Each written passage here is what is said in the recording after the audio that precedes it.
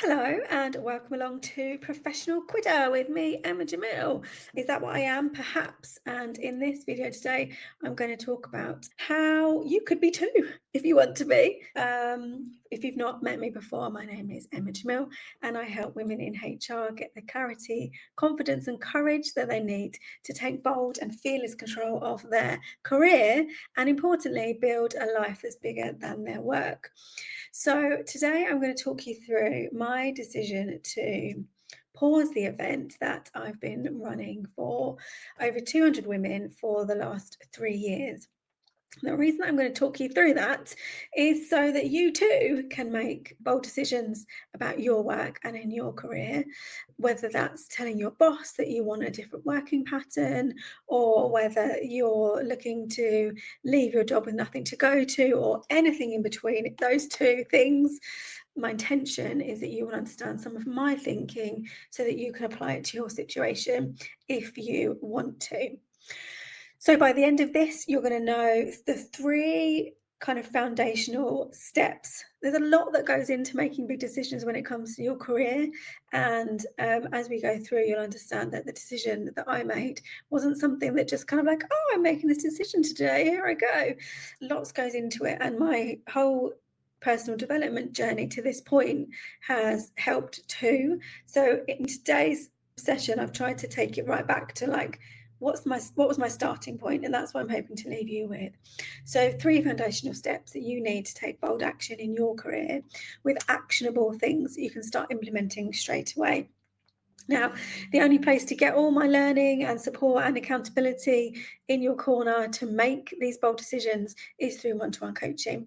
But if you find yourself feeling stuck, I really want to get you unstuck in your career. So I've got a quiz that I'm going to link to in the comments. It's called Stay Shift or I forgot what it's called. I'll link that in the comments to help you get that clarity on what the right next step is for you. So let's move into the kind of, I've tried to fit it down into 3 things. And like, I'm like, what? How is that possible? 3 things. First one, really important if you're going to be bold in your career, is to separate your identity from your work. It's really hard. Now, I've always been a really career-driven person, wanting to make my way through up the ranks, and I've always taken great pride in my work. I really still do. Like, I love HR. I wanted to be in HR from the age of 16. It was something that I always wanted to do. And I always had this vision, I'm going to work my way up, I'm going to manage a team.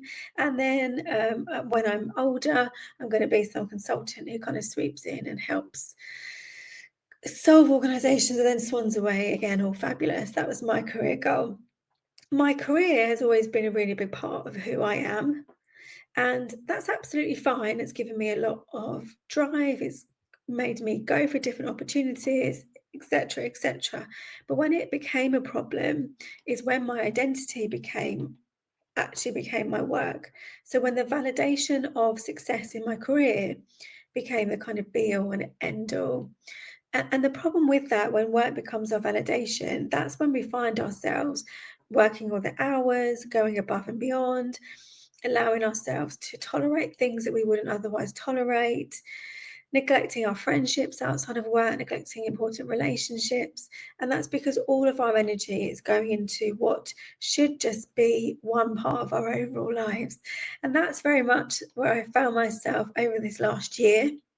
How do you know where this is a problem? This is when your mind is all consumed by work. So every waking minute is taken up thinking about work. You wake up in the morning, work. You are in the shower, loads of stuff is coming to you about work. You're in work all day, thinking about work. Then you get home and you know you should be with your family, your friends, or whatever, and your mind's somewhere else, your mind's on work. Probably then leads you to picking up your laptop, checking your emails, going on your phone, still doing work in the evening. That's when your work has become too much of a part of your life. And even when you're with the people that you care about, your mind is elsewhere. That's something that I was very conscious of, again, over this past year, is that my daughter is just turned 8. And I really recognise that over the last year, in the lead up to the big meet this year, I was in the room with her, but I was not present with her. She'd be talking to me, and I'd be like, doing the polite kind of nod along. Kids can talk, right?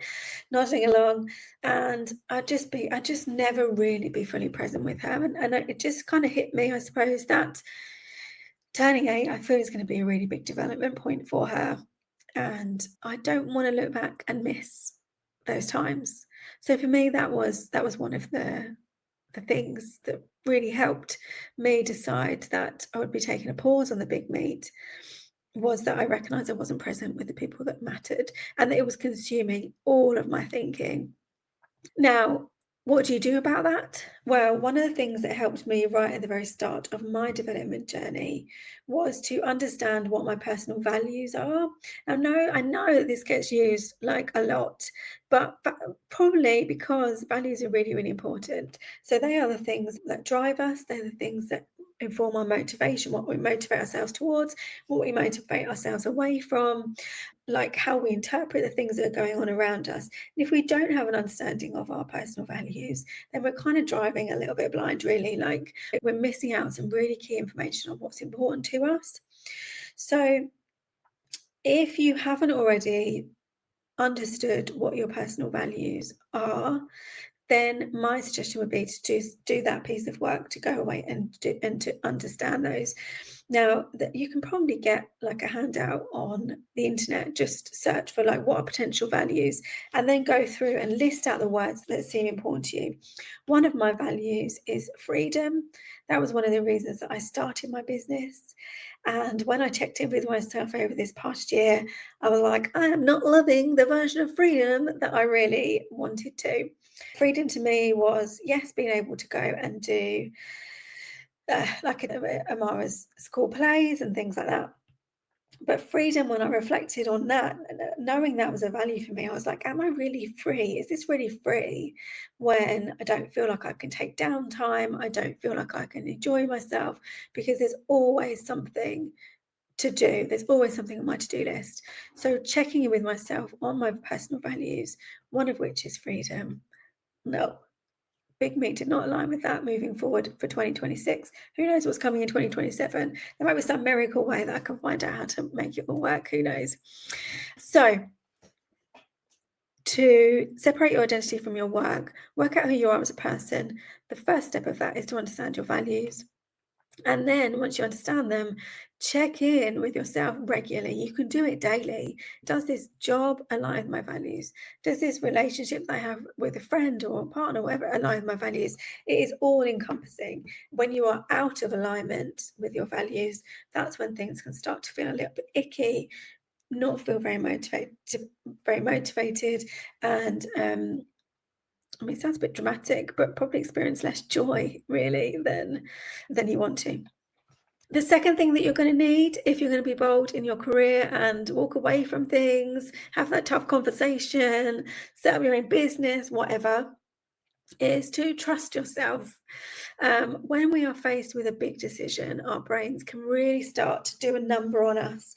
So if I let you into a little bit of insight into my thinking, what my brain tried to tell me when I was thinking of pausing the big meet, I had things in my mind like, well, what if you do this and become irrelevant? What does this mean about you? Does this mean that you're a failure? You probably are a failure. You're definitely not as capable as everyone else that's running events. Yeah, what if everyone forgets you and then you never would get any more business? And then what if you have to go into HR again? What if you lose your job, lose your business, and then you lose your house and you lose your security? Like, I know now, I know myself well enough. I've checked in with myself regularly enough to know that this is a fear-based response.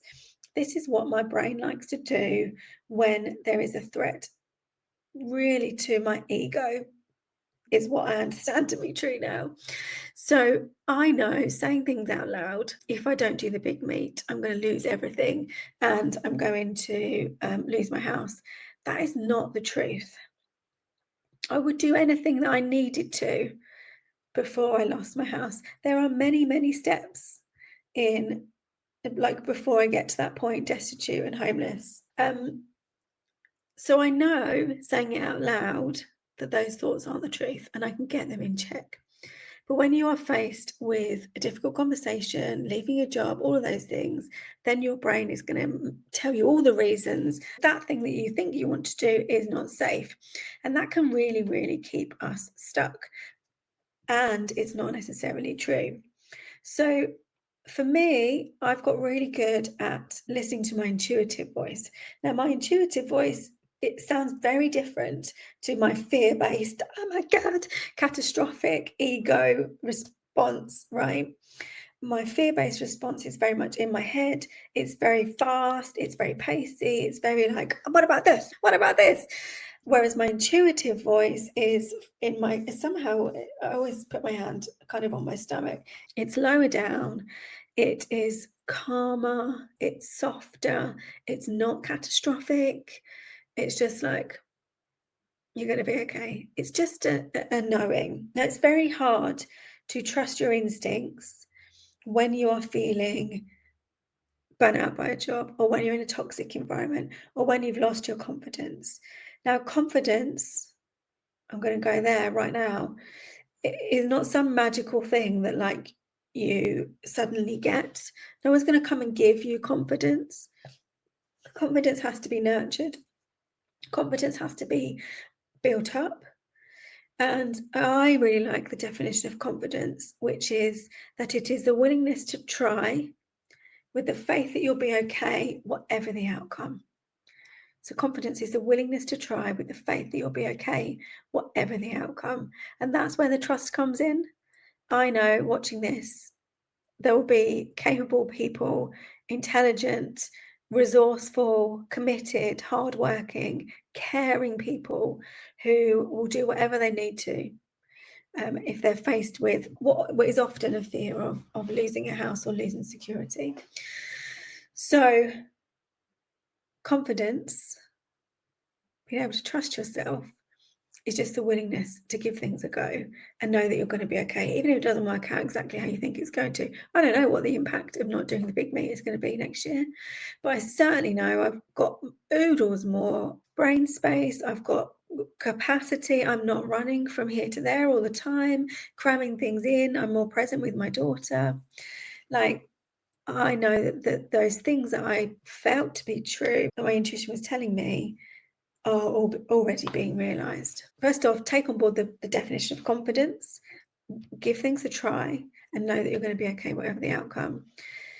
Secondly, anytime you're having a fear-based response, so when you're going into to have a conversation with your boss that you need to have, or when you are thinking of starting your own business or walking out a job with nothing to go to, write out your fears, the fear response, or speak them to a friend or speak them to a coach. And it is amazing what saying them out loud, the perspective that you can get from doing that. And yeah, talk those fears out loud. Start listening to your intuitive voice. Third point is recognize that you are just one person. So I've had a lot going on this year aside from running the event. Running events is a lot of work, right? It's at least a 5-person job, the event that I put on. I was trying to do it all by myself. Like, I don't help myself. I didn't help myself. But aside from running the event, I've talked about the fact that I'm a mum, I am a wife, I have friends, and I am a daughter-in-law to a woman, to a mother-in-law with dementia. And we've been going through the process this year of that all coming to a head and having a lot of stuff to work out with that. My husband took voluntary redundancy, such a brave move last year, and then found it longer to find a job, like many people are finding post-redundancy, than we thought he would. So there's been a lot of life happening around me, and life continues to happen, right? And life happens for all of us. We aren't just the person that walks into work every day and deals with all the stuff going on around us. We're not the person who just runs an event. Like, what a blooming absolute privilege that would be to have one thing in your life to be doing. You're a whole person. And yet, we still try to cram it all in. I still try to cram it all in. We still try to carry on because we have all this stuff in our head about if we don't carry on, then we're a failure and we're not capable. And then, well, who else is going to do it? No one else is going to do it. We can get into a bit of victim about it. We've been conditioned to believe that it's our job to juggle all the balls, and it just isn't the truth. Like, life as a whole is more than just running from one thing to the next, waiting for, oh, I'll be okay when this project finishes. I'll be okay when the big meet's out of the way. I'll be okay when I get my holiday. I'll be okay at the weekend. Life isn't just about waiting to be okay, right? There is a world that exists through intentionality where you can be okay all the time and work and do all these other things that you want to do as a human. So one of the things that you can do to support yourself in that area is to start making things other people's problems. And I talk specifically in a work context here. I think it can be really easy to say, yeah, I'll do that, when whoever comes up and asks you for your help. Yeah, I'll take that on, because you want to be seen as capable. You want to be seen as a team player and all of that kind of stuff. But instead of just saying yes and carrying the burden of working out how on earth you're going to fit it all in, you can ask that person who is asking things of you, what would you like me to prioritize? Self-care is more than just getting your nails done once a month or getting your hair done or having a nice spa day. It's about recognizing your energy cycles, knowing that rest is more than stopping out in front of the telly. Like, rest is an active thing. Like, I know that I can run big meet again, and right now I don't have the capacity, and that's absolutely okay. It doesn't make me a failure. It doesn't make me lacking in capability. I have huge potential. Like, what you see what I've achieved. Achieving that event is such an amazing thing. And right now it's not the thing for me. So your action step for this point is to ask for help. Start communicating what you need and start making things other people's problems. Push back. Again, pushing back might feel like the least safe thing that you can do. So another tip that I like to use is to say yes, subject to. So yes, I'd love to help. Subject to my availability isn't free, and I'm not free until 2 weeks' time. Yes, I'd love to help. Subject to, have you done those things that you said you would do before I get involved? And then you're not having to do any of that icky stuff. You're saying yes, you're being a nice person if that's important to you. But if you've listened to tip number 1, then you know that your identity isn't connected to your worth, so you don't need to worry about people pleasing. Just saying. So those are the 3 foundational shifts that have helped me step away temporarily from the HR Big Meet, which on the outside looking in is a very successful, very high profile, big impact event that many people would probably be like, what on earth are you not doing that for? And the same applies to you when you're thinking about leaving a job, starting a business, quitting, moving on, whatever. It might not look from the outside like it makes much sense as a decision, but only you know the truth. Only you know what was really important to you. And these 3 steps of your identity not being linked to your work, having confidence, having faith that you're going to be okay, trusting yourself, and knowing and recognizing that you are just one person, they are all going to help you if you want to be intentional and to take bold action in your career. Let me know what's resonated. Let me know what you're going to try out. My inbox is always open. I love to hear from people where something's resonated. Good luck. And if you recognise that getting my full support and accountability is exactly what you need to help you commit to that bold action and to get the results you're hoping for quicker, then I'm going to also drop in, along with a link to that quiz, a link to an introductory call with me in the comments. See you soon.